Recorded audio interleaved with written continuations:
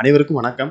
சற்றுமுன் வெளியான முக்கிய அறிவிப்பின்படி மத்திய அரசு ஊழியர்களுக்கான 8வது ஊதிய குழு குறித்து தற்போது இன்று முக்கியமான மகிழ்ச்சியான அறிவு ஒன்று வெளியாகியுள்ளது. இதை பத்தி விரிவாக நம்ம வீடியோல பார்க்க போறோம். வீடியோ கடைசி வரைக்கும் முழுமையாக பாருங்க. வீடியோக்குள்ள போறதுக்கு முன்னாடி இந்த வீடியோக்கு ஒரு லைக் பட்டனை பிரஸ் பண்ணிக்கோங்க. இப்பதான் இந்த சேனலுக்கு ஃபர்ஸ்ட் டைம் இருக்கீங்கன்னா சப்ஸ்கிரைப் பட்டனை பிரஸ் பண்ணிக்கோங்க. கூடவே பெல் ஐகான் பட்டனை பிரஸ் பண்ணிக்கோங்க. வாங்க வீடியோக்குள்ள போகலாம். மத்திய அரசு ஊழியர்கள் மற்றும் ஓய்வூதியதாரர்கள் 8வது ஊதிய குழுவின் அமலாக்கத்திற்காக ஆவலுடன் காத்திருக்கிறார்கள். நீண்ட காலமாக எதிர்பார்க்கப்படும் 8வது ஊதிய குழு மத்திய அரசு ஊழியர்களுக்கு குறிப்பிடத்தக்க சம்பள உயர்வை கொண்டு வர உள்ளது. 8வது ஊதிய குழுவின் அமலாக்கம் தாமதமானாலும் கூட அதன் ஊதிய கட்டமைப்பு ஜனவரி 1, 2026 முதல் கணக்கில் கொள்ளப்படும்.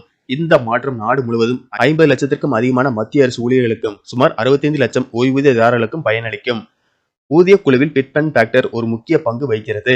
புதிய அடிப்படை சம்பளத்தை தீர்மானிக்க பழைய அடிப்படை சம்பளம் பிட் அண்ட் ஃபேக்டரால் பெருக்கப்படுகின்றது. உதாரணமாக 6வது ஊதிய குழுவில் குறைந்தபட்சம் அடிப்படை சம்பளம் 7,000 இருந்தது. 7வது ஊதிய குழுவில் இது 2.57 பிட் அண்ட் ஃபேக்டரால் பெருக்கப்பட்டு ரூபாய் 18,000 உயர்ந்தது.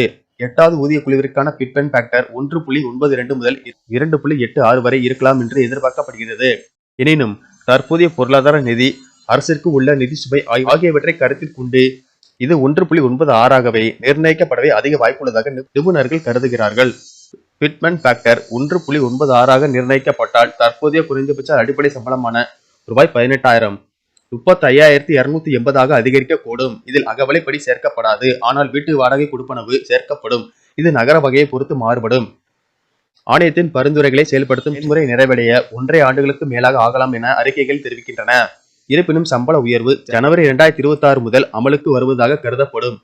ஜனவரி 2026 முதல் ஊதிய உயர்வு கருதப்படுவதால் ஊழியர்களுக்கு ஜனவரி முதல் அரியர் தொகை வழங்கப்படும் என்று கூறப்படுகிறது. நன்றி, வணக்கம்.